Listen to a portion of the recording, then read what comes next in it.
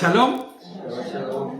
Estamos en la parte de la historia, ya al final casi de la historia de Joseph, casi el final de lo que vamos a ver como la vida de Jacob, ¿no? Y es increíble cómo todos los eventos que están sucediendo hemos podido observar que tienen esta similitud con lo que es el caminar de este mundo y lo que será al final de los tiempos, ¿no? Y vemos cómo las consecuencias son inevitables, ¿no? Decíamos la semana pasada que las consecuencias no dejarán de ser. Muchas de ellas, les decía yo, el Señor inclusive las pasará no por alto, sino serán muy leves, ¿no? Otras muchas sí tendrán repercusiones que sean mucho más profundas, ¿no? Siempre pienso en la vida de David, Amelech, el rey David, y cómo el pecado de él fue perdonado por el Señor. Él podía saberse perdonado, pero las consecuencias fueron brutales, ¿no? Brutales porque tuvo que ver con su descendencia, tuvo que ver con sus hijos, con lo que iba a acontecer en ellos, ¿no? Y vamos a ver cómo aquí hay consecuencias también. Entonces, vamos a leer Éxodo 20. Vamos a empezar leyendo Éxodo 20 como una especie de introducción. Ya saben que siempre pongo una pequeña introducción antes de empezar. Éxodo 20, y vamos a ir al verso 5. Éxodo 25. Y dice así: porque yo, Hashem, tu Elohim, soy un Elohim celoso. O sea, un Elohim de justicia, ¿no? Que castiga la culpa, porque no es celoso por otro sentido, sino por el celo de la justicia, ¿no? Que castiga la culpa de los padres sobre los hijos, sobre la tercera y la cuarta generación de los que me rechazan. Ahora, aquí debemos entender algo, ¿no? Y es muy, muy importante explicarlo. No es que el Señor haga caer maldición sobre los hijos solo por el simple hecho de que los padres cometieron el error de haberlo hecho, lo que haya sucedido, sino la fórmula está en los que me rechazan, porque muy seguramente los hijos que no fueron enseñados por sus padres y que rechazaron a Adonai terminarán rechazándole también. Y entonces la maldición, acuérdense, ¿qué es la maldición?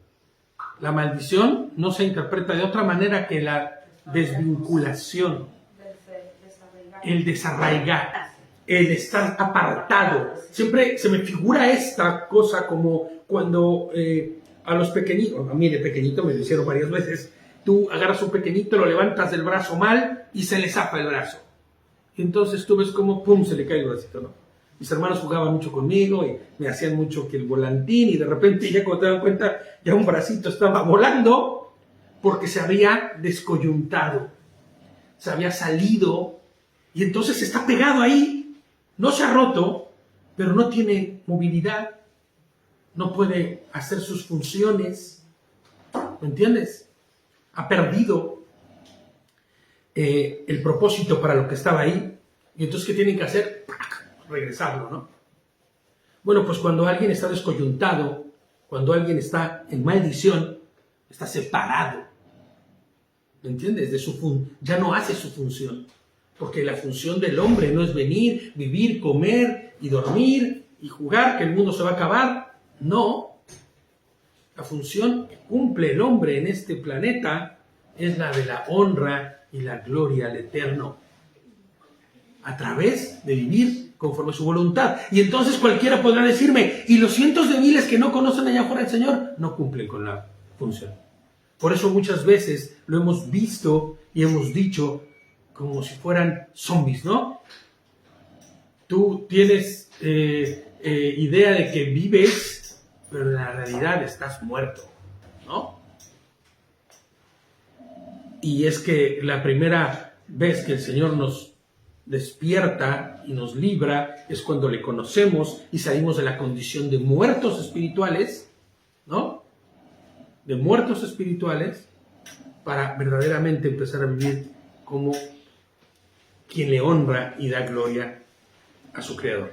Entonces, yo soy un Elohim celoso, que castigo la culpa de los padres sobre los hijos, sobre la tercera y la cuarta generación de los que me rechazan. Ahora, ¿cuántas veces hemos visto, cumplirse este patrón?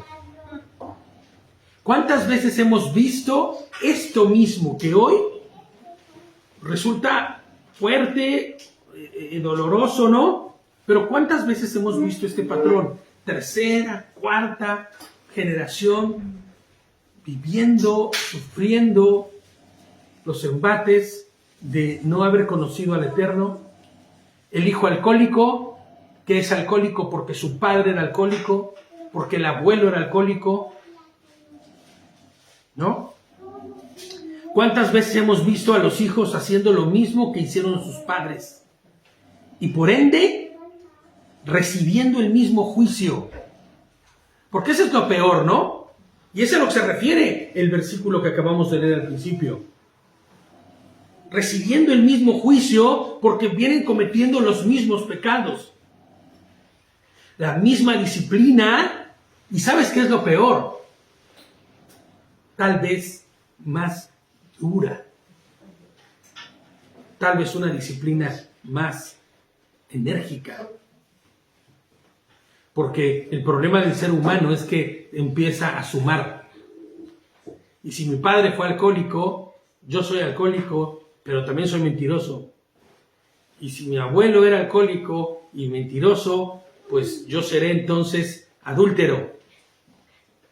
Porque ese es el manejo natural del pecado en el ser humano. No se queda estático, no se queda quieto. Va sumando y va construyendo pecado y maldad en la vida de quien lo porta. Pero lo más duro, les pongo yo aquí, es que las consecuencias de ese proceder se convierte, yo les pongo puede ser, pero prefiero decir, se convierte en la base del caminar de los que le preceden.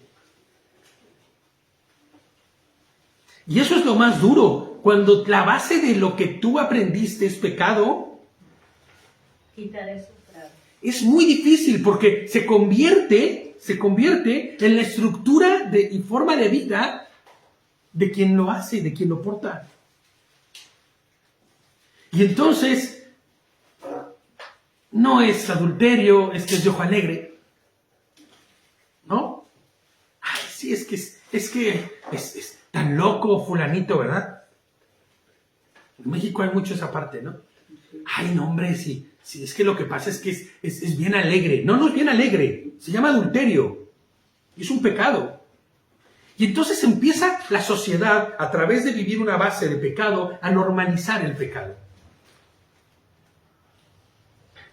Así, bueno, ¿qué tiene que ver esto con lo que estamos viendo? Tú vas a mirar que hay un juicio que está empezando a suceder en la vida de los hermanos de Joseph, pero que tal vez no debió durar 400 años.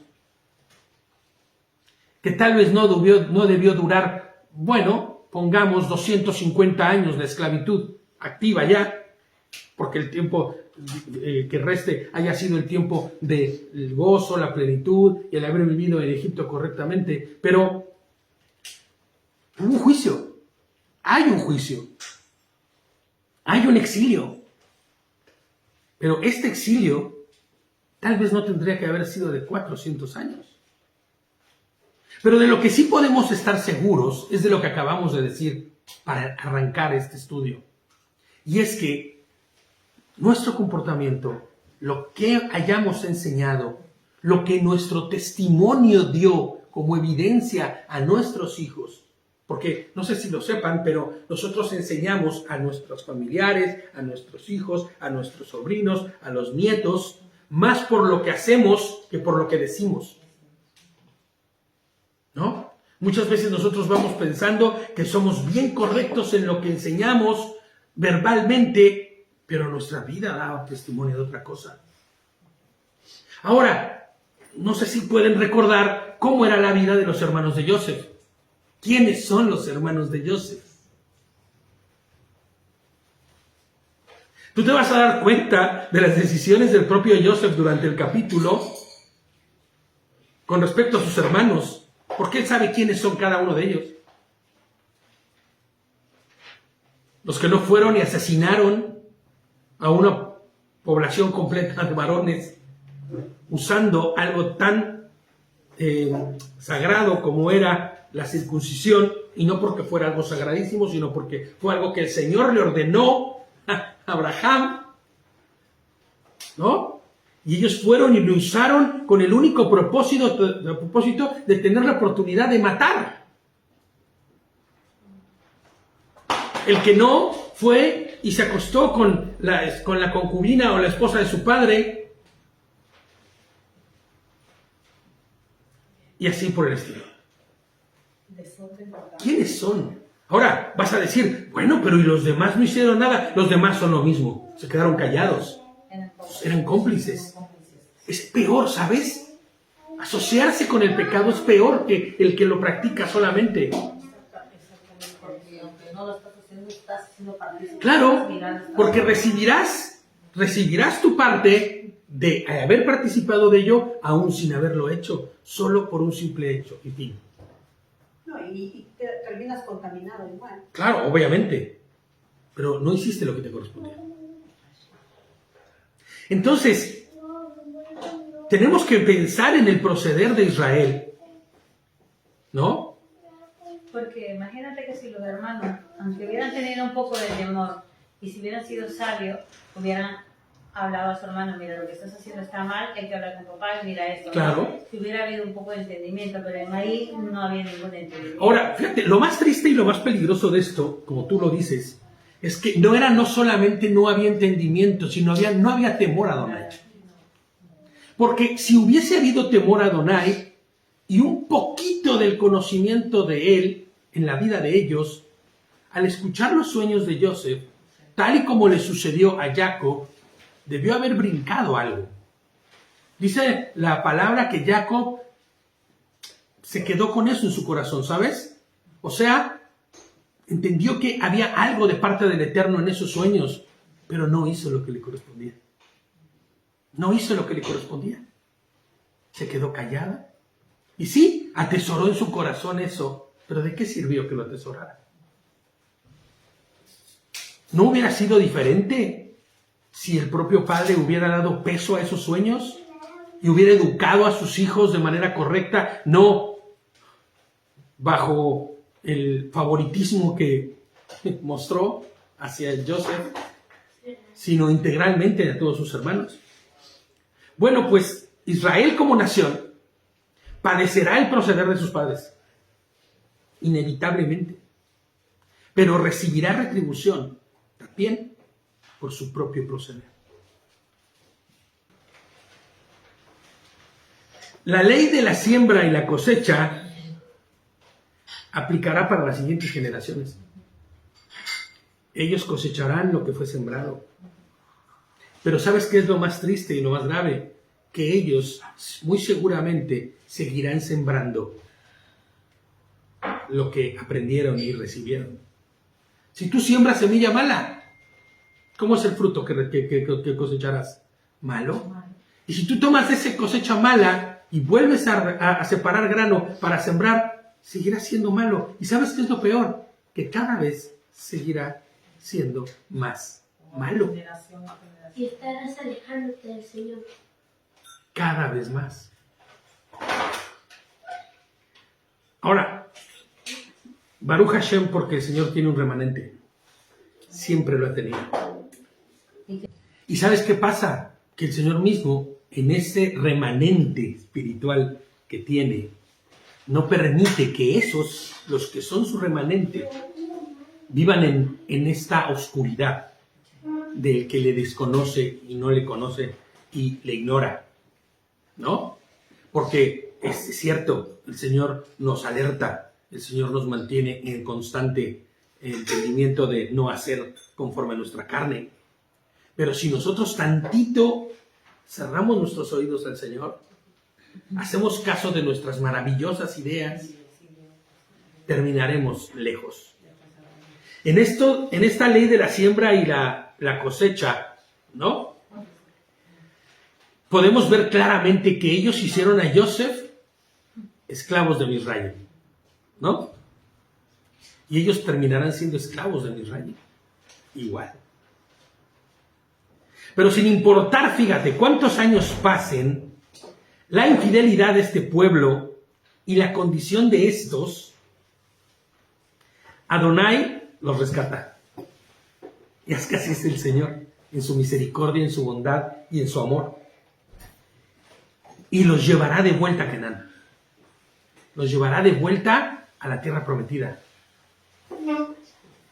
Y eso podemos aplicárnoslo a nosotros también. Y esto no es un permiso para pecar, ¿sabes? Esto no es un permiso para decir, bueno, como el Señor siempre nos traerá de vuelta, como el Señor siempre nos traerá y nos perdonará, pues yo haré lo que yo quiera. No. Pero sepamos que el Señor entiende y conoce nuestra condición caída.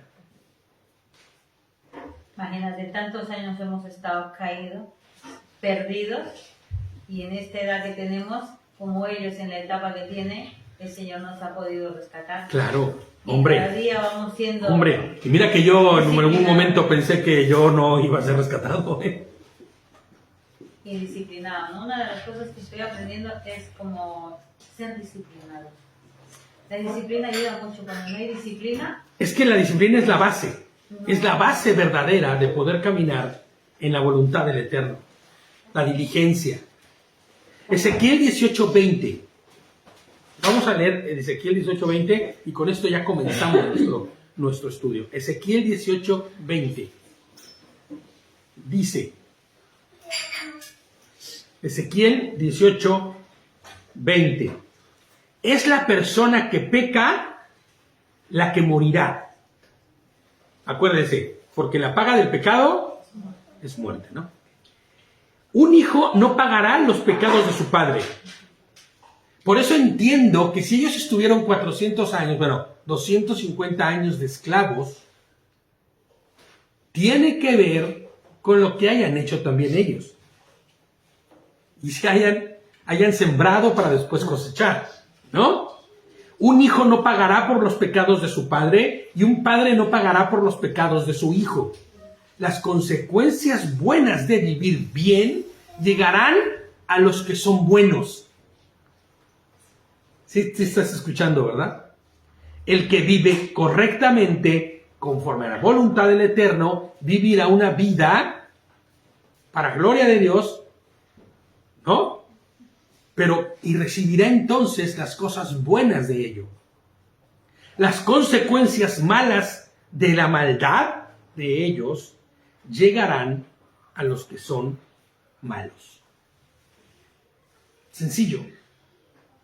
Obra bien, te irá bien. Obra mal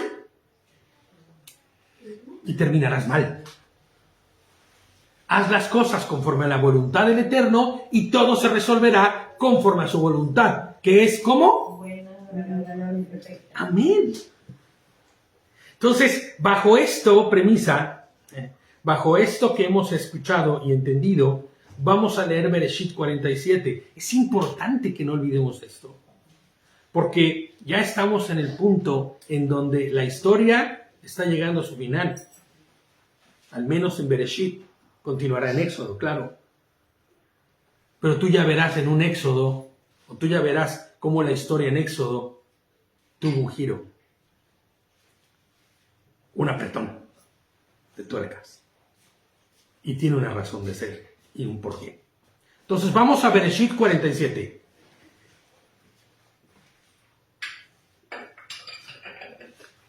Bereshit 47 dice, entonces Joseph vino a informar al Paró y le dijo, mi padre y mis hermanos, con sus rebaños y manadas y todas sus pertenencias, han venido de la tierra de Canaán y están ahora en la región de Gosén.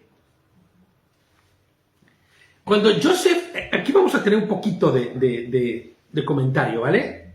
Porque hay que entender por qué está sucediendo todo esto y por qué se están dando las cosas como se están. Es importante entender esto. Cuando Joseph elige la tierra de Gosén para asentar ahí a los suyos, lo hace por razones específicas. No es al azar. No es, ay, ¿dónde los pongo? No. Él claramente elige Gosén porque está siendo guiado por el Eterno en la ejecución de ello. Y vas a darte cuenta por qué. Joseph escoge la tierra de Gosén para establecer a su familia por razones estratégicas, económicas, culturales y teológicas. ¿Cómo? Todo eso, sí. Joseph está buscando que su pueblo, su familia, los descendientes de Jacob, tengan una economía, una cultura y una teología específica, distinta a la del propio Misraim. La elección no es accidental ni fortuita. Responde a una intención consciente que preserve o preservará la identidad de la familia de Jacob y al mismo tiempo sirve a los planes del Eterno. Imagina que Joseph hubiera introducido a su familia a las grandes ciudades. ¿Qué hubiera sucedido? Se hubieran asimilado. ¿Sabes? Estaba viendo un videíto de estos que a veces salen ahí en internet que le preguntaban a las mujeres árabes si ellas sentían que cuando llegaban a países occidentales se asimilaban o no. Y muchas de ellas decían, no, yo sigo viviendo como vivía en mi país. Y sí, las ves que traen su atavío y todo como allá, pero muchas de ellas te dicen, no, cuando nosotros nacemos en un país occidental, empezamos a vivir una vida occidentalizada y empezamos a asimilarnos. Y sí que hay, y sabemos y conocemos las costumbres y conocemos las tradiciones, pero empezamos a asimilarnos. Eso sucede también a nosotros los que hemos llegado a un país diferente.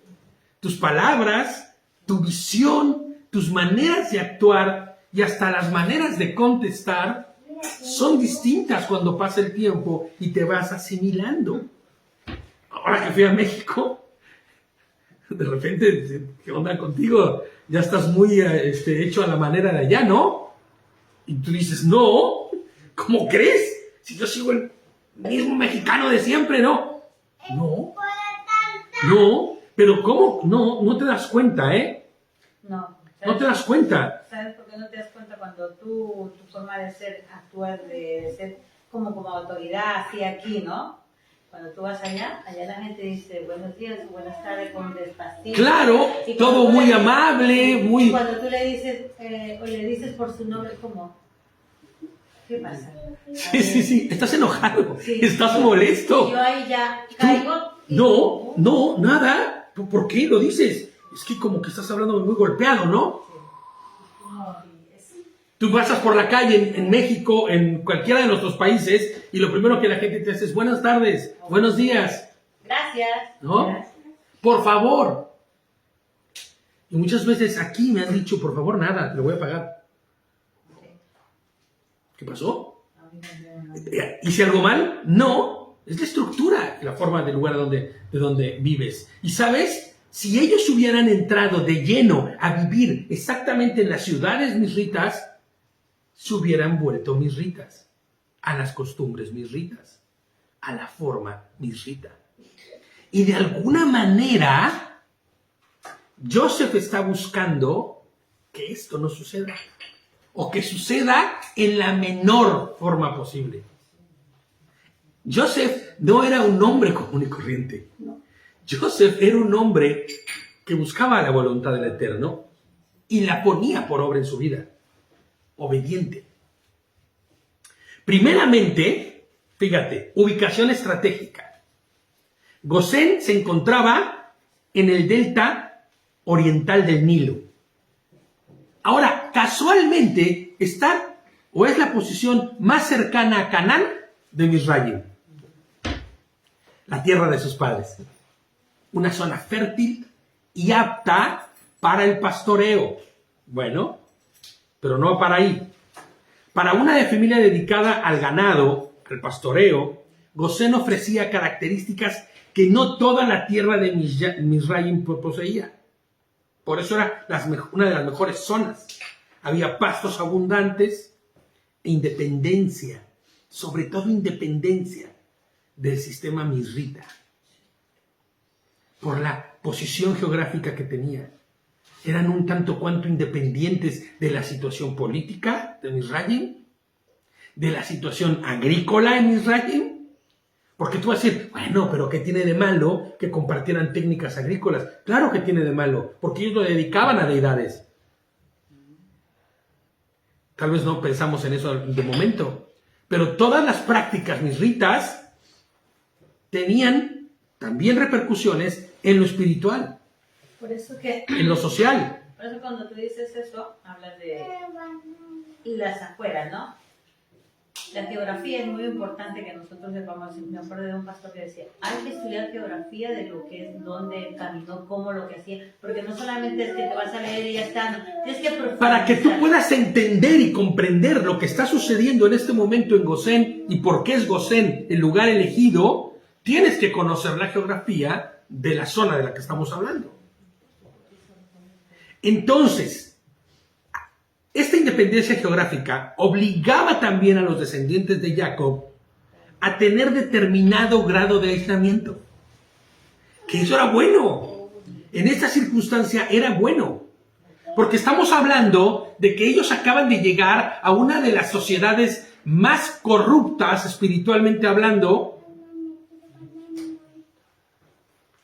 ¿Pero cómo? ¿Por qué corrupta espiritualmente hablando? Porque toda su vida giraba en torno a deidades paganas. Ninguno de ellos honraba a Adonai. Por el contrario, sus creencias sí iban en concordancia, inclusive con el enemigo, Inclusive con el enemigo. La separación cultural, social y religiosa era necesaria, era indispensable, era básica para el plan del Señor. Al terminar el capítulo pasado, leíamos que Joseph le dice a sus hermanos, Bereshit 46-34, no vayan allá, yo lo voy a mencionar solamente, porque los misritas aborrecen a todos los pastores. ¿Te das cuenta? Joseph usa conscientemente este prejuicio egipcio, ¿no? Este prejuicio egipcio lo ocupa conscientemente, ¿no? Con un propósito y un fin. Para proteger a su familia de la asimilación cultural. Los egipcios evitan a los pastores y con esto Israel puede crecer como comunidad sin mezclarse, perseverando en su identidad, guardando su identidad como un pueblo que sirve a Hashem. Ahora, tú vas a ver que, hombre, esto tiene sus matices, ¿no? Porque los hermanos servir mucho a Hashem no les sirven. Pero no podemos olvidar que Joseph va a estar mucho tiempo todavía vivo y servirá como ese ayo para llevar a su gente a los pies del Señor. Ahora, qué increíble la vida de Joseph. Es un gobernante misrita. Su esposa es la hija del sacerdote más importante y no se colude en lo espiritual. Y no se desliza. Claro. Y tenía un peso, ¿no? Hombre, él tiene un peso brutal que el Señor le dio a través de que él salvó a Egipto. Pero ojo, en medio de todo este caminar, te puedes corromper. En medio de todo este caminar, tú puedes decir, sí, mira cuánto poder tengo, sí, mira, todos me honran inclusive, y empezar a escuchar. ¿Cuántas veces tú crees que el suegro no se acercó a querer evangelizar a Joseph con respecto a las creencias birritas? Joseph, es necesario que vayas y honres al templo de On, ¿no? Puede que no, que a veces hay personas que no sé si das cuenta, que hay personas a las que ya dicen, a este no vale la pena ya perder tiempo evangelizándolo porque que ya está tan centrado en lo suyo que ni me meto. Pero fíjate, pero sí, eso es una realidad y eso fue lo que sucedió. Pero para que eso pueda suceder, en la realidad, Joseph tendría que haber estado, ¿cómo? Cerrado y metido en su propio camino. Es cierto, cuando tú vas con una persona y dices, es imposible hablarle del evangelio a este porque está tan metido en el mundo que goza del mundo, vive del mundo y prefiere el mundo que cualquier otra cosa. Claro, pero porque está inmerso en el mundo. Pero Joseph no estaba inmerso en otra cosa que no fuera Adonai. Y él es el que va a servir como este peso que va a instruir a su pueblo para que caminen conforme a su voluntad. Porque si no entonces, ¿de dónde viene el clamor de los que claman después de 250 años de esclavitud? Ya son por lo menos 3 o 4 generaciones. Amram, el padre de Aarón, el padre de, ¿cómo se llama? De Moshe, de Miriam, ¿no? Esposo de Jocabed. Tienen ellos un peso brutal de Adonai en sus vidas. ¿Cómo fue que pudieron llevar y preservar esta honra? Porque estaban confiados. Ojo, si tú te das cuenta, Leví como hijo no fue el mejor. No mostró ningún tipo de afinidad hacia el Señor. Esto se formó y se creó y se fue gestando en el corazón de ellos. Y así como Amram y como ellos, había muchos más que nunca perdieron de vista a Adonai porque escucharon y recibieron. Tal vez no de Jacob, o tal vez ya Jacob viejo, entonces hizo lo que no hizo en la juventud.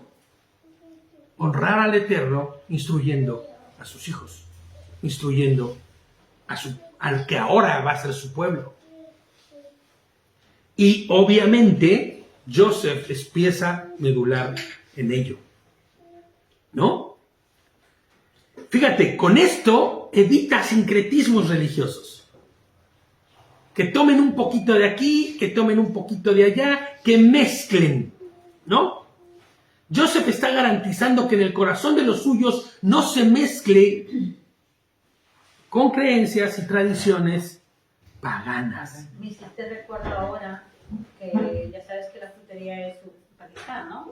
Sí. Y viene mucha gente que son de Marruecos y de todo. Claro. Y había una que le dice a la hermana de mi jefe, le dice, no, pero ¿por qué tú? Es que coma el niño lo que le dan en el comedor, eso, ¿no? Si le dan así, porque se tiene que acostumbrar acá, dice, ¿no? Y ella le dice, no, no, él no va a comer eso, ni nada. O sea, va a estar en casa y ya veré si lo meto a la guardería. O sea, entonces ella respeta lo que sus padres le enseñaron. Ella me decía, yo respeto lo que mi padre me enseñó. Yo no Claro, tengo que preservar. Sí, entonces, claro, y se nota porque ellos cumplen, aunque no creen realmente como tiene que ser. Cuando me dicen, le quiero hablar, no me digas, dice ya. Pero bueno, yo lo intento y si se dice que no, yo lo único que hago es... Claro, vale. Entonces, y las otras madres que vienen dicen, no, si mis hijos están aquí, se han criado acá, pues se tienen que criar como acá, si tienen que comer, se tienen que comer. Entonces, ahí... Inclusive para nosotros como creyentes, no podemos permitir que nuestros pequeños y que nosotros mismos... Es lo mismo que quiero decirte, que nosotros que estamos ahora en esto, si nosotros lo vamos a dejar, si tú vas al cuarto, yo cuando Asier estaba... Yo en la carta de te piden, ¿no? Si come esto, no. Nosotros creemos en esto y él no come esto y eso. Y cuando yo estuve trabajando en el colegio, para él era diferente la comida. Él no podía comer esa comida. Hombre, fíjate hasta dónde llega esto. Te invitan a una boda. Y tú llegas a la boda Y dices, qué bien, qué lindo, Baruch Hashem por los novios, ¿no? Es una boda del mundo, ¿eh? Es una boda del lugar de donde estamos. ¿Qué es lo primero que te van a dar en la mesa como entrada? Tu plato así abundante de mucha pierna de jamón de cerdo. Bueno, depende también si son vegetarianos. Hombre, no, bueno, hombre, pero el común denominador de esto no es eso. Aquí generalmente... Mira, nosotros estábamos en el kiosco este verano y al lado hay otro que es un barecito, ¿no? Y entonces en el barecito empezaron ellos a promover una bebida y esto, y entonces empezaban a dar como una botana, ¿no? O sea, como un entrante. ¿Tú qué crees que es lo que estaban dando? ¿Qué estaban dando? Canapés de ¿cómo se llama? De cosas que no tuvieran cerdo. Era puro jamón. Del jamón serrano que se conoce en América como jamón serrano. Y cualquiera podría decir, qué rico. No es comida. No puedes participar de ello. Tú no puedes decir, sí, bueno, es que estamos aquí, y como estamos aquí, qué mal se va a ver que en la mesa que me pusieron este bogavante precioso, ¿no? Una cucarachota enorme así, ¿no? Enorme, ¿no? ¿Cómo no me la voy a comer si tan cara que es? Y mira que el novio se gastó su buena pasta, porque para poner esto aquí en la mesa de cada uno de nosotros, ¿cómo se llama?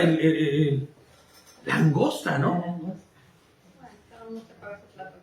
Hombre, bueno, en el mejor de los casos, cada quien se paga su plato y tú sabes si lo pagas. Que tampoco puedes ir y no pagar. No, pero, ¿no? Pero a lo que voy es que tú no te puedes asimilar al mundo solo porque el mundo tiene esto que ofrece. Tú no puedes tener ese sincretismo deliberado. Pues es que me vi tan presionado que no pude decir que no. No existe tal.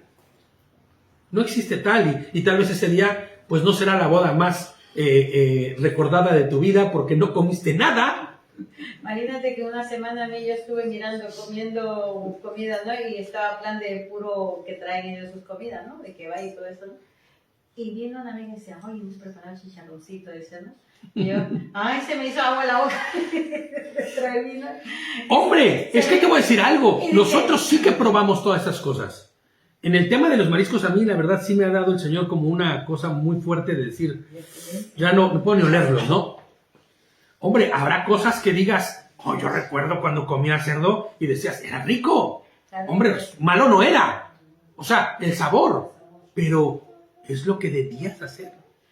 En la voluntad del Eterno. ¿Cuántas veces en el restaurante a mí mi jefe dice, pruébalo, si está tan rico? No. ¿Cuántas veces me quería tentar? No. Claro. Porque claro, cada uno sabe lo que es. Entonces yo decía, no, porque yo estoy dando testimonio, ¿no? Si yo no doy testimonio y estoy cogiendo, no pasa nada. No, inclusive, mira, inclusive fíjate, ¿no? Inclusive fíjate, en algo tan marcado como lo es matzos, panes sin levadura, ¿no?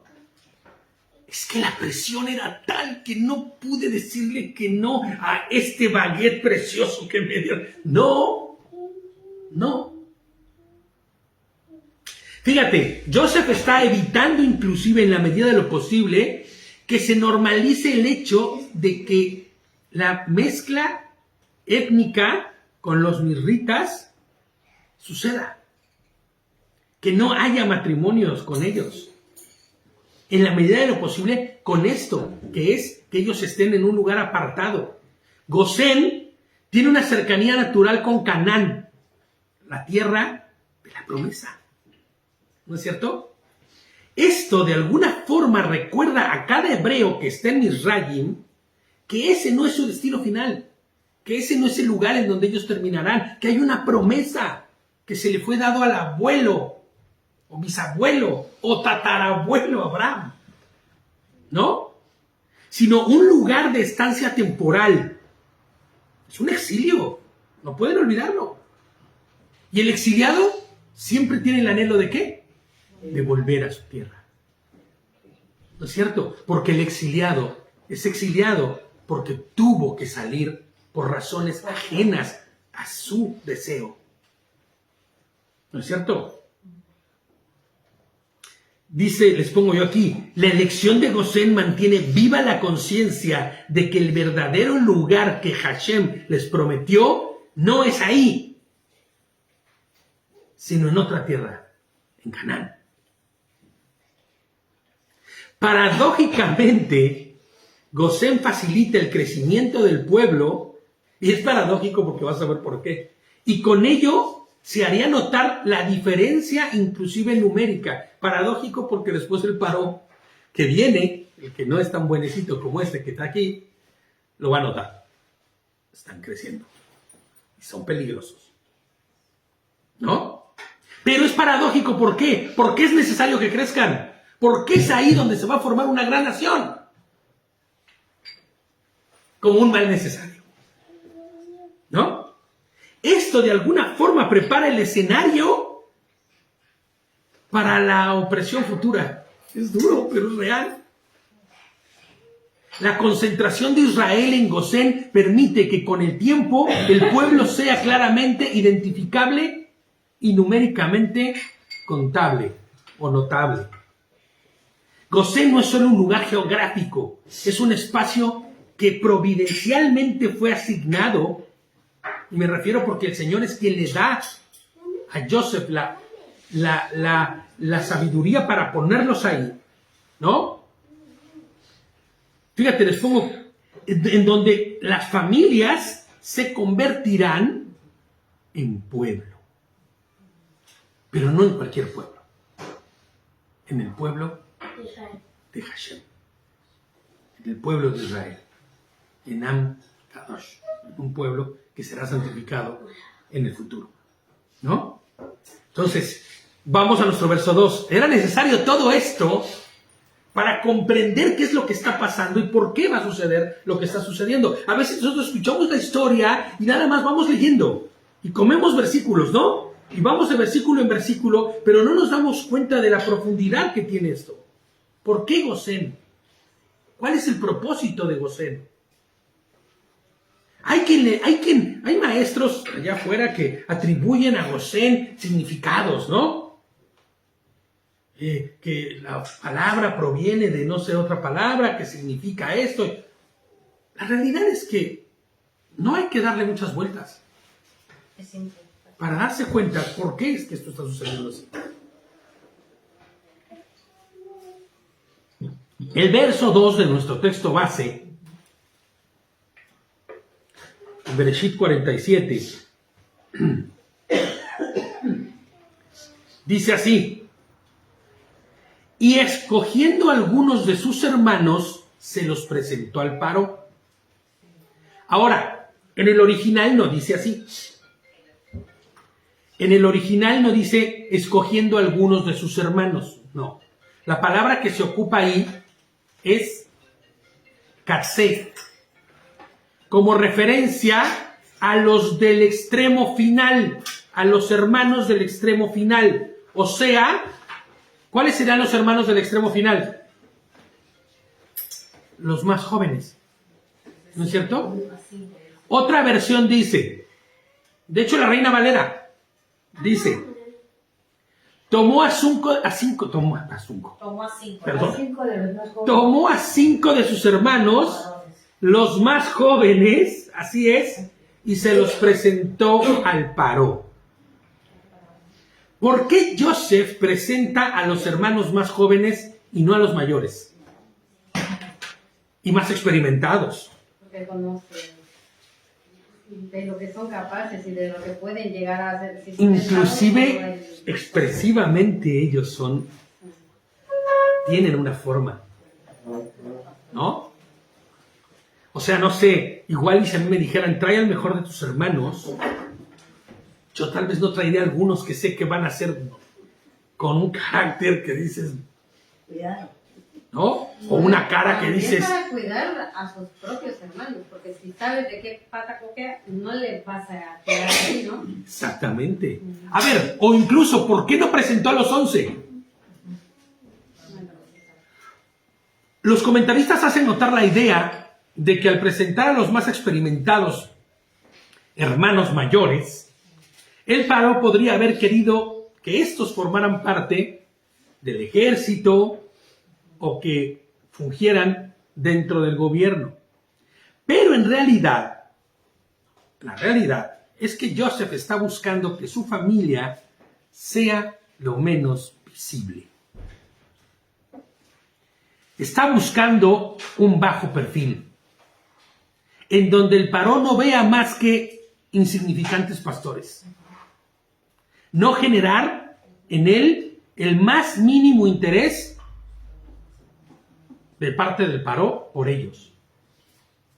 A esos que se quedaban calladitos, que no dijeron nada, que cuando estaban vendiendo a Joseph, lo único que hicieron fue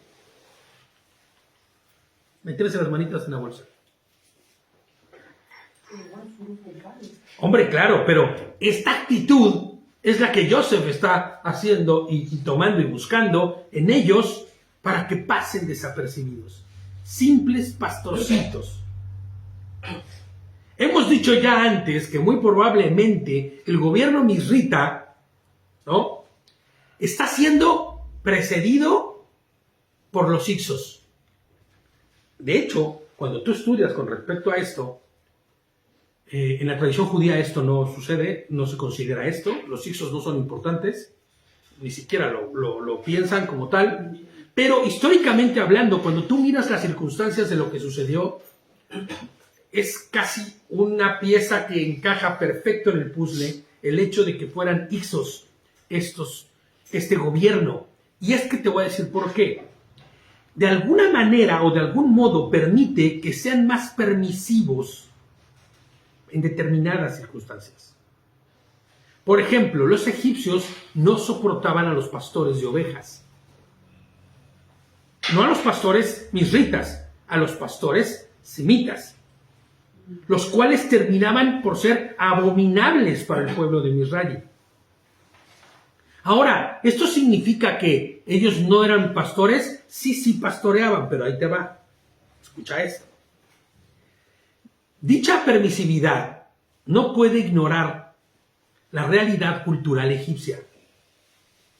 Ellos, aunque fueran Hicsos y no compartieran todo lo que los egipcios tenían por costumbres, por tradiciones y por idiosincrasia básica de su vida, ellos no podían ignorar eso. Y esto es usado por Joseph, ¿no?, bajo inspiración divina, para hacer que se vuelva incluso necesario que ellos se asienten en Gosén. ¿No es cierto? Él va a usar inclusive esto, que no puedan ser aceptados como pastores de ovejas. Entonces, mientras más pastores semitas se vean los que están parados allá enfrente, más el gobernante tomará la decisión y se afirmará en su corazón el hecho de decir, sí, llévatelos. No porque yo no los quiera ver. Y vas a ver ahorita por qué, ¿eh? No porque este gobernante los quiera ver lejos y diga, sí, llévate estos despreciables. Porque no sé si recuerdan quiénes eran los Hicsos. Los Hicsos eran semitas, que conquistaron en ese momento Misraim y desplazaron a la dinastía que estaba en ese momento gobernando. ¿Vale? ¿Y qué es? Prefieren decir, sí, aléjalos, porque el pueblo que gobierno tiene tradiciones, tiene costumbres. Y ellos como Hicsos no llegaron a cambiarlas. De hecho, inclusive ellos adoptaron muchas de esas. Tan es así que los sacerdotes, tú lo vas a ver después más adelante, no vamos a ver en este estudio, pero en la segunda parte, cuando ves que venden la tierra, todos los misritas, porque ya no hay modo de ni qué comer, y se venden ellos, inclusive la tierra y ellos mismos, los únicos que preservan sus tierras son los sacerdotes. A diferencia de cómo es con Adonai, ¿no? El sacerdote no tiene tierras. No tiene parte, porque su porción es Adonai, y el Hicso, bueno, más bien el egipcio es al revés. Y este gobernante respeta eso de la tradición y cultura egipcia, y lo preserva de esa manera. Pero esto es mucho más pesado para decir, o es algo que pesa para decir, sí, llévatelos a Gosén. El paró le dijo a sus hermanos, en el verso 3, ¿cuál es su ocupación? Y ellos le respondieron en el más simple y lenguaje de, ¿cómo se llama?, de pastor, ¿no? Si fueran mexicanos le dirían, somos pastores, señor, ¿no? Una cosa así, ¿no? Le dijeron con humildad. Con humildad. Sus servidores somos pastores, como también lo fueron nuestros padres. Y no con esto que acabo de decir quiero ser que estoy discriminando a nadie, ¿eh? Lo que pasa es que la gente del pueblo, la gente del campo, tiene una forma especial de hablar que no es la manera en la que habla la gente de las ciudades, ¿no? Y agregaron, hemos venido a residir como extranjeros en esta tierra porque no hay pasto para los rebaños de sus servidores. Fíjate lo que están haciendo ellos aquí, ¿eh? Y el hambre es severa en la tierra de Canaán. Tenga la bondad, pues, de permitir que sus servidores se queden en la región de Gosén, ¿no? ¿Tú crees que el paró no sabe eso? ¿De quién fueron los carros que fueron por ellos a Canaán? Pero esto es un formalismo. Esto es, se están humillando delante de Dios. Es que ahí te das cuenta, ¿no? Cuando nosotros también como persona vamos con humildad a las personas. Claro. Hablarle, hay diferencia, ¿no? Pero cuando tú hablas con altivez o hablas con también no van a escucharte. Entonces, es lo que el Señor nos enseña, ¿no? Mansedumbre. Exactamente. Cuesta mucho esto de mansedumbre. Mucho que cuesta para nosotros como creyentes a veces aplicar la mansedumbre, pero te das cuenta que la mansedumbre es la mejor forma y la mejor técnica para expresarte con el que está enfrente. De llegar al que está enfrente, con el cual, ¿no?, vas a tener una relación. Entonces el paró le dijo a Joseph, en cuanto a tu padre y tus hermanos, es increíble lo que le dice, ¿eh? Cosa que un paró egipcio de dinastía pura y cepa dura y pura de Egipto no lo hubiera hecho. Un misrita de cepa no hubiera dicho lo que va a decir en este momento. A un semita, pastor, la tierra de Misraim está abierta delante de ti. O sea, mi pueblo es tu pueblo, mi tierra es tu tierra, mi gente es tu gente, y haz lo que bien te plazca. Establece a tu padre y a tus hermanos en la mejor parte de la tierra. Él sabe que Gosén es la mejor parte. ¿Tú de quién crees que proviene este favor? Es que esto no proviene del ser humano. Esto es el Señor mismo el que lo está haciendo. Deja que se queden en la región de Gosén y fíjate lo que aquí es donde me doy cuenta. Y si conoces a algunos hombres hábiles entre ellos, ponlos a cargo de mis crianzas. Y aquí crianzas no es como en portugués, la crianza de los niños, no. De sus rebaños. ¿Cómo que le está diciendo que un pastor apestoso, ¿no?, que tanto despreciaban los egipcios, que eran abominables para ellos, le cuida sus rebaños? ¿De qué está hablando? Te das cuenta que este hombre no es tan misrita como creemos que sería. Bueno, y no será tonto también, porque si ve que uno de los hermanos es bendecido y gracias a él con él va a hacer crecer. Eso que dice va eso, así es, por ahí va también. Por ahí va, así es. Fíjate, los egipcios practicaban la ganadería, pero no de la misma forma que los pueblos semitas. Para el pueblo misrita, las prácticas de pastoreo semitas eran bárbaras e inclusive sacrílegas, ya que ellos no permitían la muerte de ningún animal sin el ritual correspondiente. Ahí vamos, ahorita vamos a esa parte. Inclusive algunos de los animales de pastoreo eran considerados sagrados. ¿Vale? Entonces, ¿cómo es que el paro pide a alguno de estos pastores bárbaros y salvajes semitas el cuidado de sus rebaños? Algunos comentaristas opinan que el paró supone que los hermanos de Joseph, y es lo que está diciendo ahorita Eli, puedan tener esa misma genialidad que Joseph tiene a consecuencia, no de su propia forma de ser, sino del favor de Adonai. Y entonces dice, estos tal vez son igual que Joseph, y puede empezar a suceder el milagro con mis animales. Pero ahí nos damos cuenta, ¿no? Cuando imagínate, una persona que no conoce y tiene un hijo enfermo y conoce a una persona que conoce de Dios, ¿qué hace?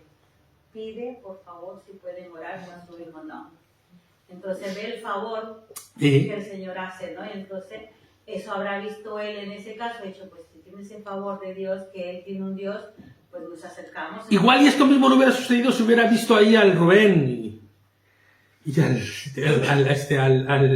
al Judá, ¿no? Y a Simeón, ahí todos bien, con sus caras bien vándalos, ¿no? No sé, se me figura que tienen rostros duros, ¿no? Por todo lo que han vivido y todo lo que ha sucedido. Ya no. A veces de tanto que han vivido, O tal vez ya no, ¿no? Pero hay una razón que podría ser muy significativa tomando en cuenta lo antes comentado con respecto al origen étnico de quien gobierna en este momento Misraim, como hizo. El hecho de que este paro fuera Ixo habría un canal de empatía con las prácticas semitas de los hermanos de Yosef y por ende buscaría que el cuidado de sus rebaños lo hiciera mejor un semita que un egipcio, el cual estaba naturalmente capado como pastor por las tradiciones religiosas que le impedían tratar a los animales de forma más productiva. En el caso específico, por ejemplo, de los carneros o los corderos, no podían ni siquiera ni matarlo más que con una situación específica de sacrificio a Ra, porque era la encarnación de un Dios, ¿me entiendes? O la figura, no la encarnación, la figura viva de un Dios. Entonces, es mucho más creíble y entendible que este hombre le pidiera que si tuviese a alguien que sabe lo que debe hacerse con un rebaño, lo hiciera, no bajo las ordenanzas o bajo las costumbres y cultura egipcia. ¿Ok? Joseph entonces trajo a su padre. Fíjate lo que son las cosas. Cuando le dice, si tienes a alguien que sea casi igual que tú, sabio, pues tráelo, ¿no? ¿Y a quién trae Joseph? Hombre. Joseph entiende y sabe que aunque su padre no ha sido el hombre más sabio hasta este momento por la forma en que educó a sus hijos e hizo todo lo que Joseph sabe, ¿quién se lo enseñó? ¿Quién se lo dio? Su padre.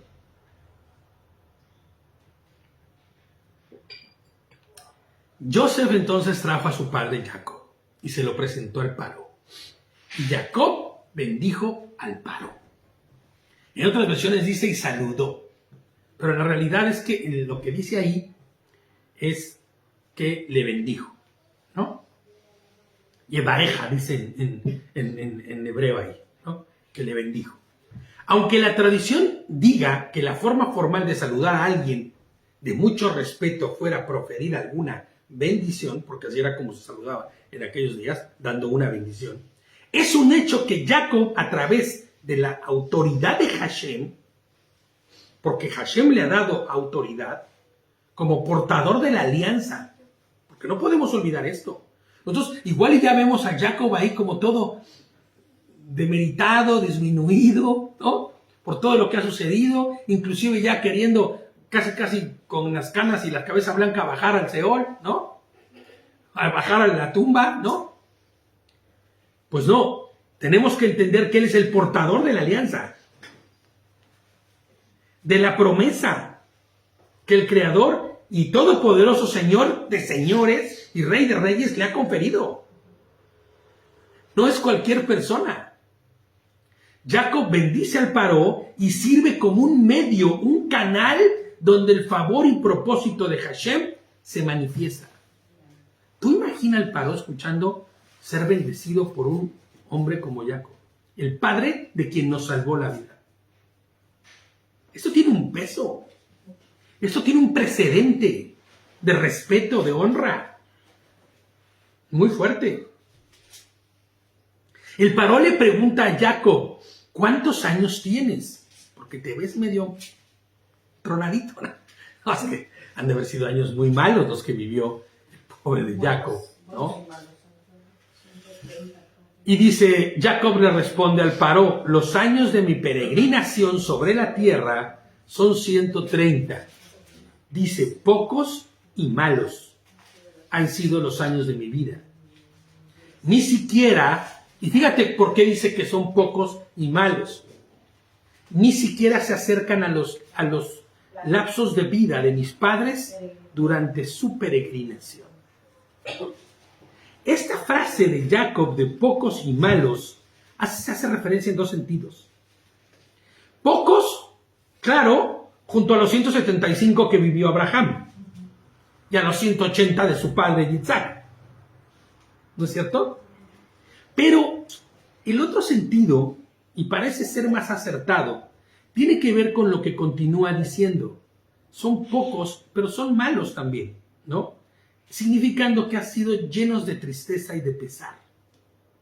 O sea, cuando dice, acuérdate que cuando dice que el Señor dará largura de días, ¿no? Acuérdense el mandamiento, ¿no? De honrarás a tu padre y a tu madre, ¿no?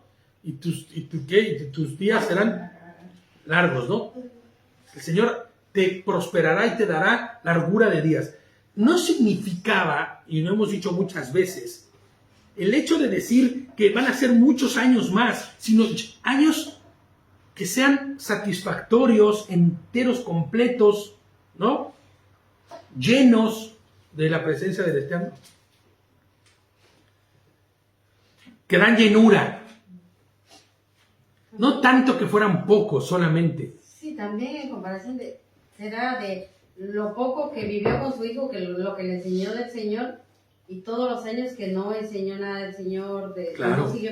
Sus padres enseñaban, sus padres vivían en comunión con el Señor. Él dejó de vivir porque se sumó en su tristeza y en su dolor, que dejó totalmente. Así es. Entonces fueron malos años. Claro, fueron malos años si él hace la comparativa con lo que hicieron sus padres, con el propósito.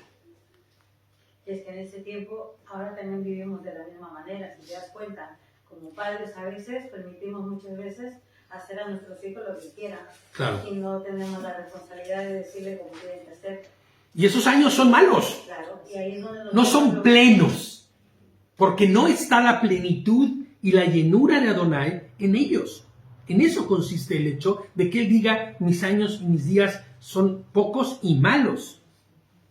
Y la frase final muestra algo que podría ser inclusive, muestra como de depresión, ¿no? O podría ser deprimente. Ni siquiera se acercan a los lapsos de vida de mis padres durante sus peregrinaciones. En otras palabras, no he cumplido con el propósito para el cual fui llamado por Adonai. ¿No es cierto?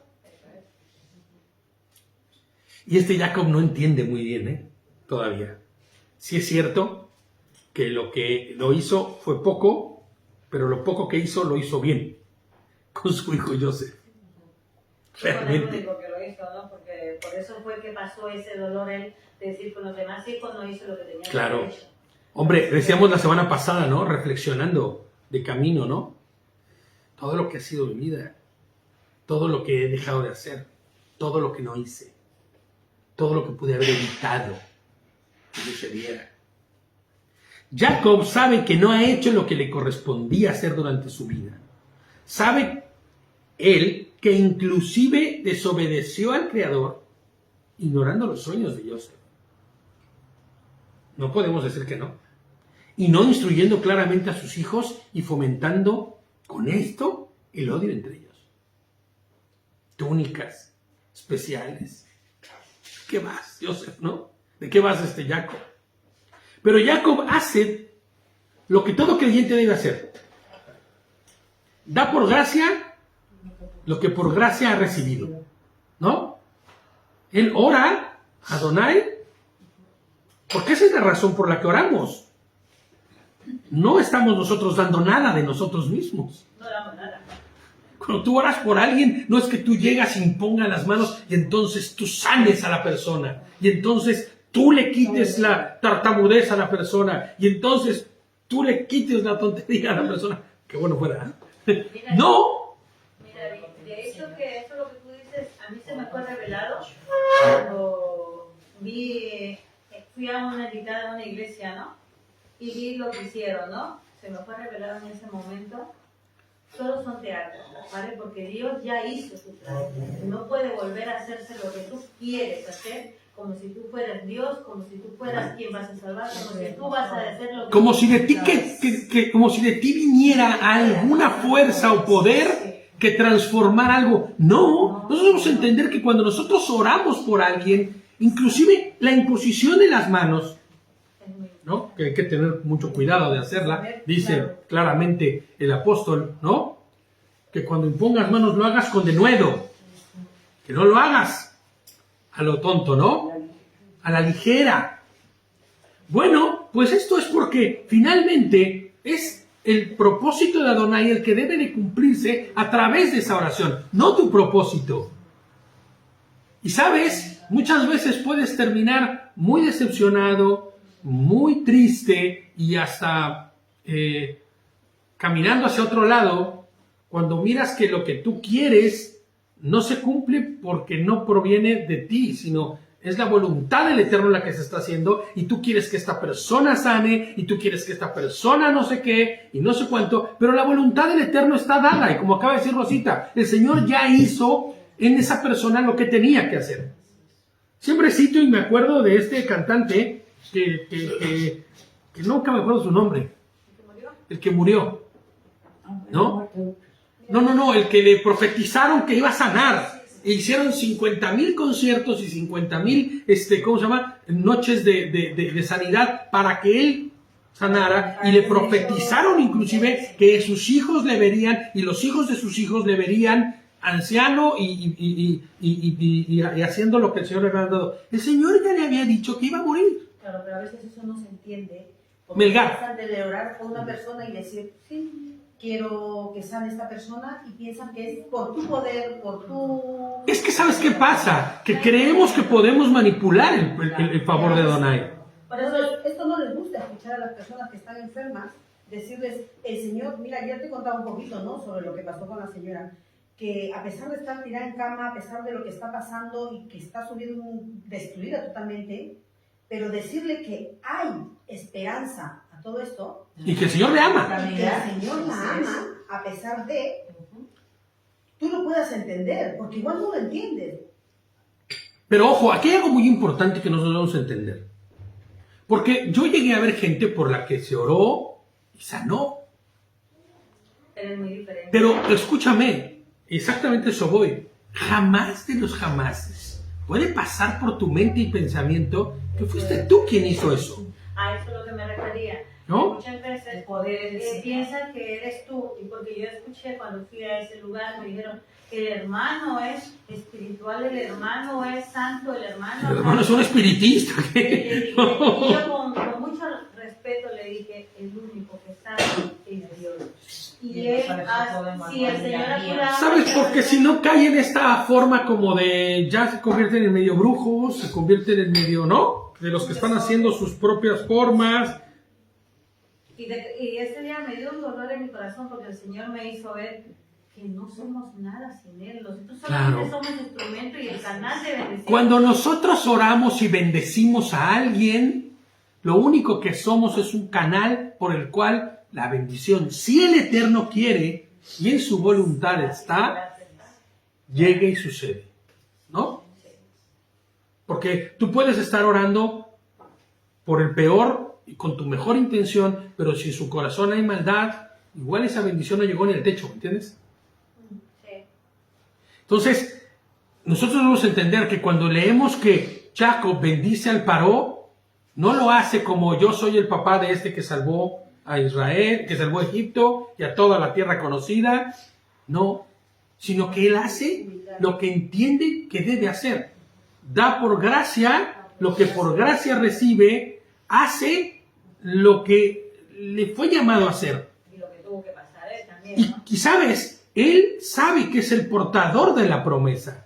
Él sabe que es el patriarca. Y él lo único que hace es bendecir al Paró. orar por el paro. Fíjate, dice el 10, entonces Jacob bendijo nuevamente al paro, hizo lo que él tenía que hacer y salió de su presencia. Mira, que ese día yo decía, no, ¿por qué no pueden entender estos hermanos o estas hermanas? No entiendo, decía, no.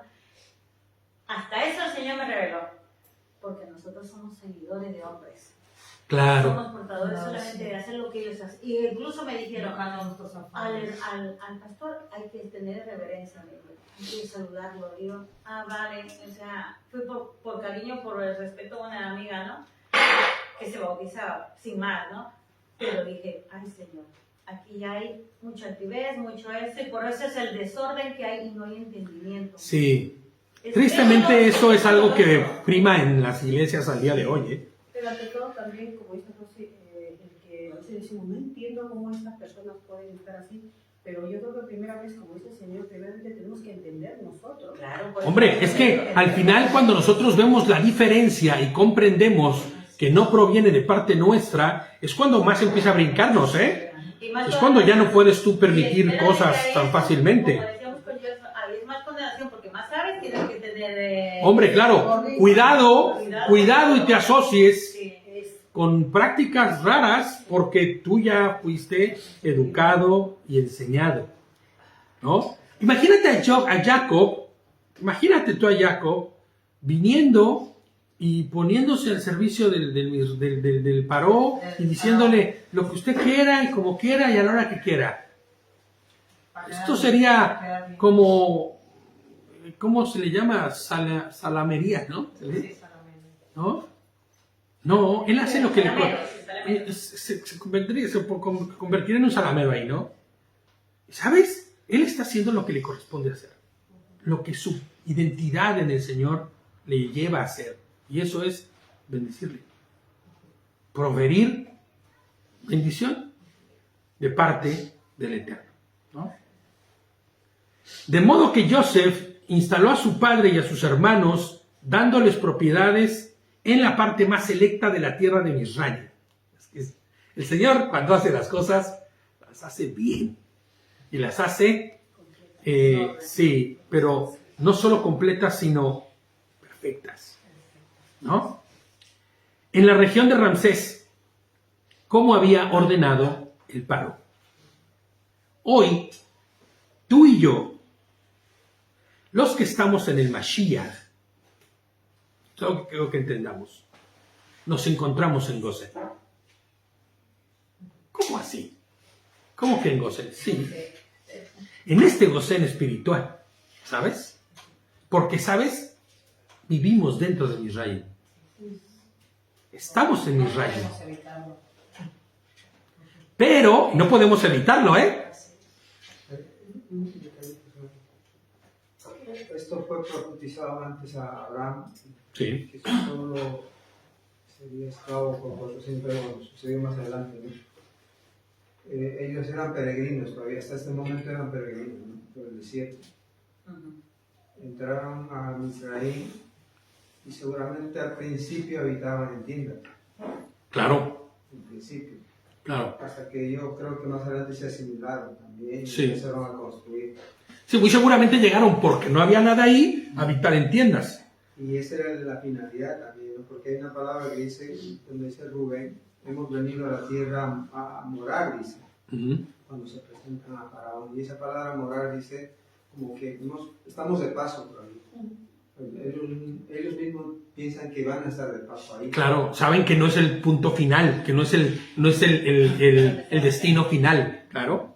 Entonces, porque el mismo Evangelio dice que nosotros somos peregrinos, ¿no? Exactamente. Entonces, pero como ellos se asimilaron con el tiempo, y a raíz de su asimilación, porque fueron esclavos sometidos. Claro.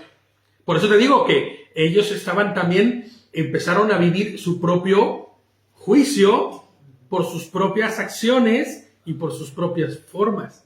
Pero es cierto, tal y como ellos tenían en su conciencia, al menos al principio, que no iba a ser el destino final Misraim, nosotros que conocemos a Mashiach, que hemos sido rescatados y salvados por él, sabemos que somos peregrinos en esta tierra. que nosotros no pertenecemos a esta tierra, que nuestra nacionalidad está en otro punto, en otro lado, ¿no? Así es, en Él Fuimos hechos. nosotros estamos en este gosén espiritual. Sí, porque sí. Ahora, perdón que interrumpa, pero piensa en esto. Tal vez nos van a corretear, nos van a apedrear, nos van a perseguir, nos van a juzgar por su nombre en el futuro, por causa de su nombre. Pero eso será mejor que asimilarse al mundo. El gosén espiritual al que me refiero es que nosotros hoy sabemos que nuestra nacionalidad y nuestro final no está aquí, en esta tierra, en estas 3D, en este 3D que nosotros podemos ver, tocar y sentir, sino que la vida eterna, la eternidad, es nuestra porción, es en donde terminaremos, esa es nuestra tierra prometida, para que me entiendas. Y tal y como ellos, nosotros hoy estamos en Gosén, porque al final seremos rescatados, tal y como ellos fueron rescatados. En este Gosén, en donde Hashem, a través de la Torá, fíjate, es increíble, nos ha provisto del campo más fértil. Porque eso tiene que ver con el hecho de que sea Gosén. Los mejores pastos, donde Él mismo nos apacienta, nos cubre y nos protege. Él nos dio el mejor alimento, la mejor tierra, el mejor fruto. Y sabes, eso se llama Torah, su voluntad. Para entonces podernos nosotros saber que caminamos conforme a lo que Él nos dijo que hiciéramos, honrando con esto el sacrificio que ha hecho, la obra majestuosa de redención, hasta el día en el que Él vuelva, en el que Él vendrá y nos sacará del medio de este terrible desierto espiritual, porque así es. El símil es perfecto. Nuestra visión tiene que nuevamente levantarse y subir y decir, esto tiene mucho más allá de solamente una historia bonita. Por eso es que decimos. O interesante. Por eso es que decimos, no sabemos lo que va a pasar mañana, solo que nuestra confianza en Él. Mi confianza está puesta en el Señor. No podemos más porque... No me interesa saber más. Eso es. ¿Sabes? Inclusive no nos interesa saber más porque sabemos que quien tiene el control de todas las cosas es poderoso para resguardarnos y para traernos de vuelta a su presencia. Fíjate lo que Apocalipsis 22:7 dice. Yo vengo pronto. Bendito, Apocalipsis 22:7. Yo vengo pronto. Benditos los que obedecen las palabras proféticas de este libro. ¿A qué libro se refiere? A restaurar las instrucciones del Eterno. Yo vengo pronto, benditos, injertados en Él, los que obedecen las palabras. Adonai prometió a Jacob que así como Él haría descender a Israel, a Misraim, así mismo Él los sacaría de ahí. ¿No es cierto? Una promesa que se cumplirá 400 años más tarde. Justo en el tiempo de Él y no en el del hombre. Esto es muy importante de entender. De la misma manera, Yehoshua prometió que volvería.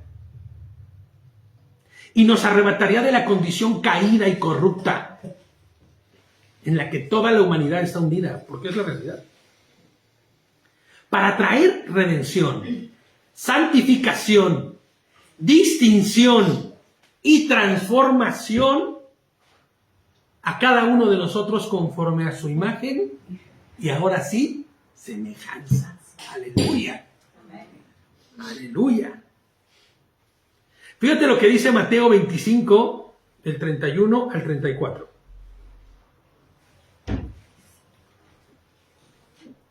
¿25? Sí, 25. Mateo 25 y el capítulo, el verso 31, verso 31 al 34. 25 del 31 al 34 dice: cuando el Hijo del Hombre venga en su gloria y todos los mensajeros con él, todos los malajín con él, entonces se sentará en su trono glorioso y reunirá delante de él a todas las naciones. Él separará los unos de los otros, como cuando el pastor separa las ovejas de las cabras, y pondrá las ovejas a su derecha y las cabras a su izquierda. Entonces el rey dirá a los de su derecha: vengan benditos de mi Padre, hereden el reino que se ha preparado para ustedes desde la fundación del mundo. ¿Te acuerdas de cuando empieza el juicio ya contra Misraim? Cuando caen estos 10 juicios, ¿qué hace el Señor? Ellos están en Gosén, ¿eh? Ellos siguen en Gosén. Y hay oscuridad en Misraim, y llueve fuego sobre Misraim, y hay piojos en Misraim, ¿no? Y hay sangre, y el agua se convierte en sangre en Misraim, y cae fuego del cielo, y hielo, ¿no? Pero en Gosén no pasa nada de eso. En Gosén están resguardados. Y en el último día así sucederá. El Señor vendrá por los suyos y les dirá a los de la derecha: vengan, vengan. Mientras que por lástima los que le hayan rechazado sufrirán el juicio. Porque la figura del Paró, de este nuevo Paró, que se llena de orgullo y de soberbia, que inclusive intenta jugar con Elohim, ¿no? Sí, los voy a dejar ir. Sí, Moshe, no te preocupes, ve y ora a tu Dios. Ya se van, shalala, shalala. Y cuando menos lo espera, no, ya me arrepentí. Ya me endurecí peor y entonces no voy a dejarlos ir. Es la figura del mundo. ¿Y sabes cuál es el juicio que vendrá sobre esos? El que recibió Egipto. Todo el peso de la dureza de la justicia, del brazo justo de Hashem. Y así será en el último día. Mateo 9:28. Mateo 9:28. Vamos a terminar.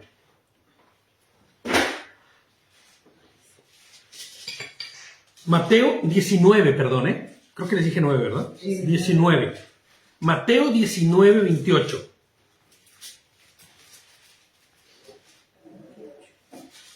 Yehoshua les dijo: en verdad les digo, de cierto, ¿no? En otras versiones dice: en verdad les digo que en el tiempo de la renovación, cuando el Hijo del Hombre se siente en su trono glorioso, ustedes que me han seguido se sentarán también sobre 12 tronos para gobernar a las 12 tribus de Israel.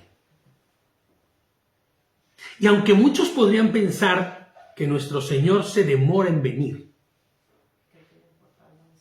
o tal vez como muchos de los israelitas del tiempo de la esclavitud en Misraim pensaron, porque me lo han dicho: el Señor nos ha abandonado. El Señor me abandonó. Se olvidó de nosotros. Pues nuestros padres están en esclavitud e inclusive han muerto. Sábete que el que cuida a su pueblo, ¿qué dice la palabra? No duerme. Y aunque no descansa. Salmo 121, ¿no? Salmo 121, verso 3 y 4. El Señor no dejará que resbales. El que cuida, o el que te cuida, jamás duerme. Toma en cuenta que nunca duerme el protector de Israel. Y a veces, ¿sabes? Es que es duro, pero mucha gente piensa que las circunstancias de este mundo, duras, terribles, a veces que no son fáciles de soportar, tienen como significado que el Señor se olvidó de ellos. Yo creo que ahora vivimos bien, o sea, no es tan fuerte las cosas que vemos, ¿no? Porque más adelante yo creo que se van a ver peores. Se van a ver peores. Sí. Pero mucha gente hoy dice: el Señor se olvidó de mí. porque no tengo lo que quisiera, porque no vivo como quisiera. Esos son los deleites de la carne, ¿no? Y muchas veces tendremos nosotros que decir, es que no se trata de ti, es que se trata de hacer conforme a la voluntad del Eterno, en donde te haya puesto el Eterno. Fíjate, siempre el que busca ir a las naciones, yo me acuerdo siempre, ¿no? Que entre los de la iglesia decían, no, que el Señor me mande a donde tenga que mandarme, ¿no? Yo inclusive muchas veces dije, Señor, si es al África, mándame al África, ¿no? ¿Sabes lo que significa ir al África? Baruch Hashem, que el Señor me mandó a España. ¿Sabes por qué? Porque es que a veces no dimensionamos lo que pedimos y lo que decimos. No, yo quiero ir y hablar del Evangelio y predicarle a las naciones, e ir a África, e ir a la peor de los lugares. Y tú sabes lo que vas a padecer ahí. ¿Sabes cuántos han muerto de enfermos por enfermedades que no tenían porque llegaron y predicaron el Evangelio y el tiempo que el Señor les permitió solamente estar ahí para que conocieran del Señor y luego se murieran? Por eso me encanta esa película de Punta de Lanza. Te da una visión, es una historia de la vida real, ¿eh? Te da una visión clarísima de lo que es el que ha sacrificado su vida para ir. Pero papá, pueden matarlos, le dice el niño, ¿no? Cuando van a ir a ver a estos, es una tribu de Ecuador, de hecho es en la selva de Ecuador, una isla, ¿no? Y les dice, pero papá, pueden matarte porque son caníbales. Hijo, dice, ¿van a llevar pistolas? Dice, sí, vamos a llevar pistolas. ¿Y les dispararán si quieren matarlos? Dice, no. Dispararemos al aire y los intentaremos espantar. Pero papá, ¿y si los matan? Es la voluntad del Eterno. Y si el morir para nosotros será que ellos conozcan del Señor, pues el morir es ganancia porque vivimos en Mashiach. Ahora, fíjate lo impresionante que sucedió en esa historia, ¿no? Que no estaba en el texto, pero ¿no lo has visto? ¿Sí? Sí, yo lo he visto. Fíjate lo que es impresionante, ¿no? Bueno, es una historia de la vida real. Perdón por el tráiler tan... Y no es importante empezar en tu casa primero antes de ir a otro Hombre, no, lugar. a ver, claro, para cuando estos... No, para cuando ellos fueron... Ellos cuando fueron a predicar y cuando fueron a ser de misioneros... Pero fíjate, escucha la historia, ¿eh? Es que la historia es impactante. Porque es una historia de la vida real, no es una historia inventada, ¿no? Cuando estos hombres van y predican, bueno, tienen contacto con los nativos, los nativos los matan. Los matan a todos, inclusive. Nosotros le decimos los bárbaros, porque no tienen... Bueno, ellos matan a todos en esta historia, pero ellos tienen algo muy especial con las mujeres. A la mujer no la pueden tocar. Y era real en la historia. Y entonces cuando las mujeres de ellos ven que los mataron, van ellas. Y dicen, la obra no puede terminar. Mi marido no murió en vano. Mi marido murió por el Evangelio y mi marido murió con el fin de que ellos conocieran. Pero fíjate cómo son las cosas. A veces el Señor permitirá que uno muera pero muere en esta vida, ¿eh? Porque ellos están durmiendo en la espera de la resurrección y el día final ellos serán despertados en la gloria. ¿Y sabes cuál va a ser la satisfacción más grande para cada uno de ellos que despierten ese día? Que vean a todos los de la tribu con ellos despertar. Porque es lo que sucedió. No solo la de esa tribu, sino todas las tribus alrededor. Ellas fueron y predicaron el Evangelio y llevaron a sus hijos hasta ese lugar donde no había comodidades. Ellos les predicaron el Evangelio a todos los de la tribu y la tribu se convirtió. Y las tribus de las regiones se convirtieron en Mashiach. Ese es el gran mensaje. Claro, es que eso es lo impresionante de esto. Al final, la muerte de ellos no fue en vano. Y cuenta la historia, no sé si esto ya tenga que ver algo más novelístico o no, pero en la historia cuenta que el hijo que le preguntó a sus padres que qué pasaba si los mataban, fue quien terminó de hacer la obra que el padre empezó ahí, junto con su madre, llevando el Evangelio a todas las tribus de la selva. ¿Sabes? A veces el camino que el Señor nos pone delante no es lindo, pero es necesario, porque Él tiene cuidado. Acuérdate, el Señor no dejará que resbales. Entonces, ¿por qué dejó que los mataran? Porque era en su plan necesario. Pero resbalar, ¿sabes qué significaría? Que al despertar vayas al fuego eterno. Eso es. Ya saben que no es eterno porque se va a consumir eternamente, no, sino porque proviene del eterno. No ser consumido por el fuego, ¿entiendes? Y desaparecer para siempre. Eso sería resbalar. Eso sería verdaderamente resbalar. Pero ahí, a la respuesta de Eddie cuando dijo, ¿por qué no enseñó primero a sus niños?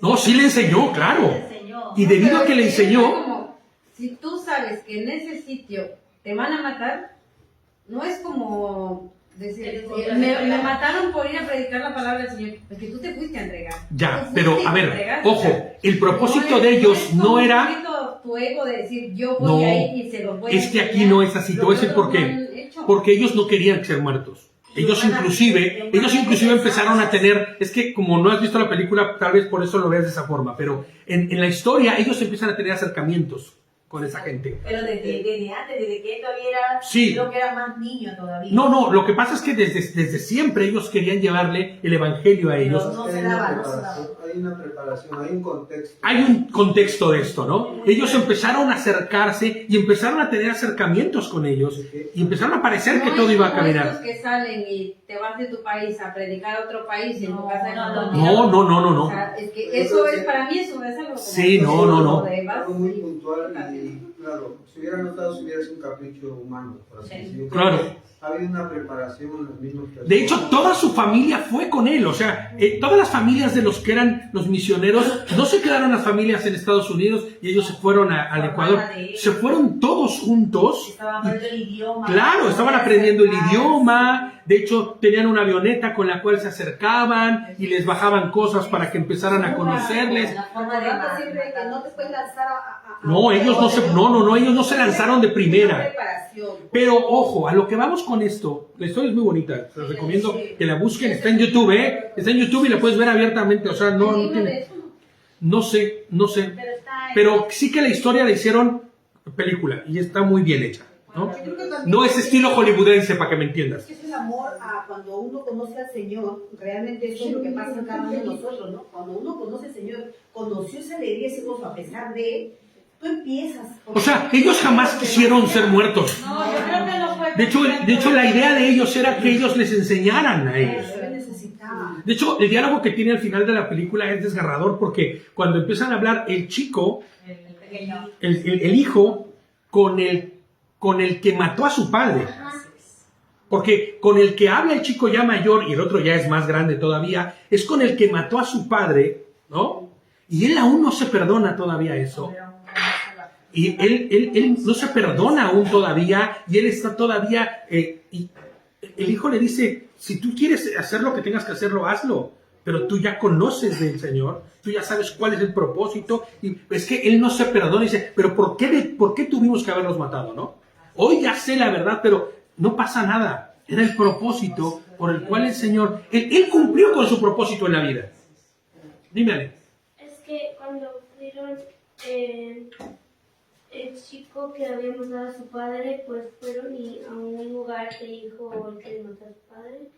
Y se dieron cuenta que vieron a camioneta, el avión. Pues le dijo el chico, le dijo que le mate. Porque Sí, lo que pasa es que cuando ellos están van en un como barquito, en una lanchita, en un kayak, ahí, y encuentran la zona donde está la avioneta, donde mataron, y entonces él, como no se perdona, le dice, mátame, haz la justicia que yo hice con tu padre. O sea, el que hierro mata, hierro termina, ¿no? Termíname como yo terminé a tu padre. Y le dice, no, ¿cómo crees? Tú ya conoces a Mashiach.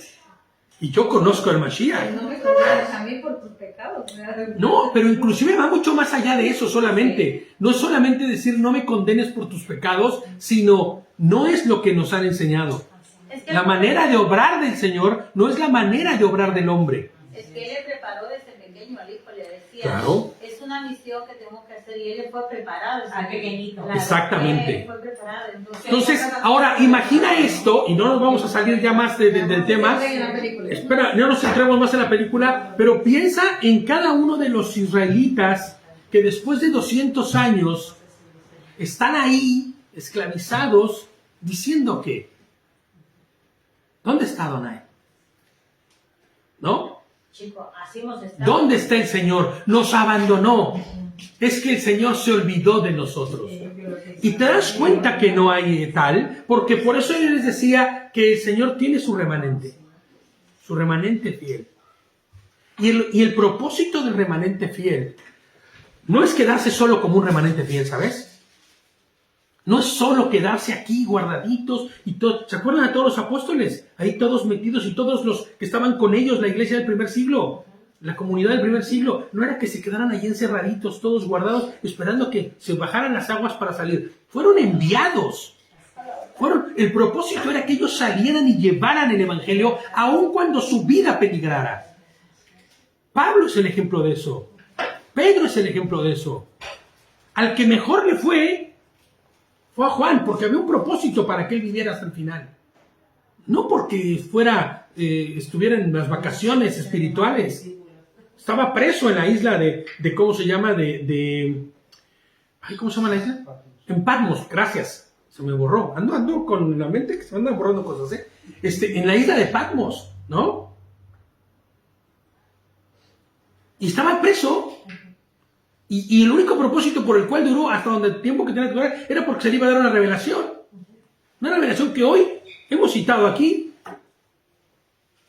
Entonces, entender que en los propósitos del Señor las cosas no pueden parecer lo mejor, pero tienen que ser tienen un deber ser por lo que sucede. Y entender también otra cosa. Es muy importante esto de entender. Como bien decía Eli hace un momento, hay consecuencias de lo que tú hagas deliberadamente.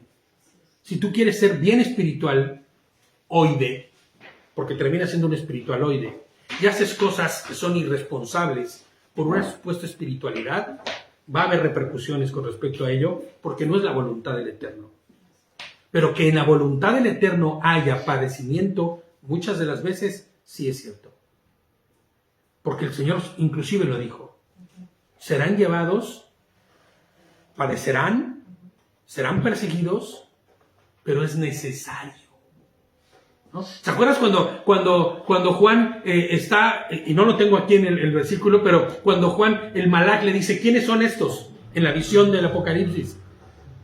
Y le dice, Señor, tú lo sabes. Yo cómo podría, le dice al Malach, yo cómo podría saberlo. Y le dice, son los que vienen de la tribulación. Necesaria para ser purificados. ¿Me entiendes? Por eso nosotros debemos entender que en los planes del Eterno las cosas pueden parecer duras, pero Él no permite que resbalemos. Y el resbalar significa que Él nos guarda para que en el último día podamos estar en su presencia. Segunda de Pedro 3:9, ya con eso terminamos. 2 versículos más. Segunda de Pedro 3:9 y 10. Y dice así, en realidad no es que el Señor sea lento para cumplir su promesa, como algunos piensan, ¿no?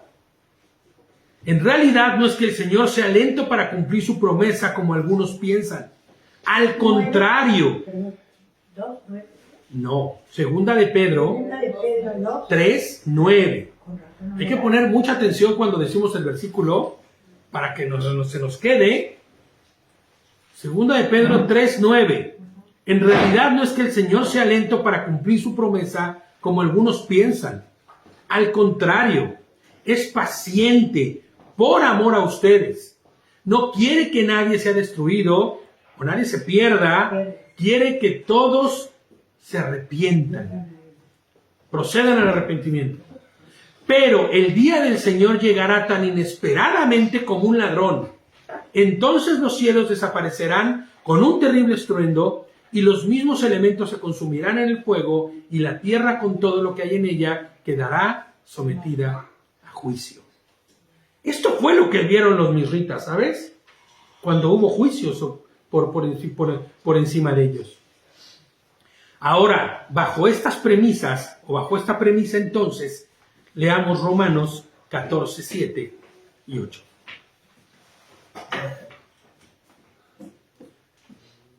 Romanos 14, 7 y 8. Porque ninguno de nosotros vive para sí y ninguno muere para sí. O sea, en otras palabras, ninguno es propio de sí mismo, ni la muerte de él es para sí. Pues si vivimos, para el Señor vivimos. Y si morimos, para el Señor morimos. Así pues, sea que vivamos o que muramos, del Señor somos. Y este es el pensamiento que cada uno de los de Israel debía tener en su corazón y en su mente. Si morimos, para el Señor morimos. Si vivimos, para el Señor vivimos. Pues de Él somos. ¿Cuánto más para nosotros que hemos sido rescatados de nuestro vano proceder, de nuestra vida llena de pecado? ¿Cuánto más no tendríamos que decir? Porque del Señor somos, no nos pertenecemos. Amén. Vamos a terminar aquí. Vamos a dejarlo ahí. Shabbat shalom.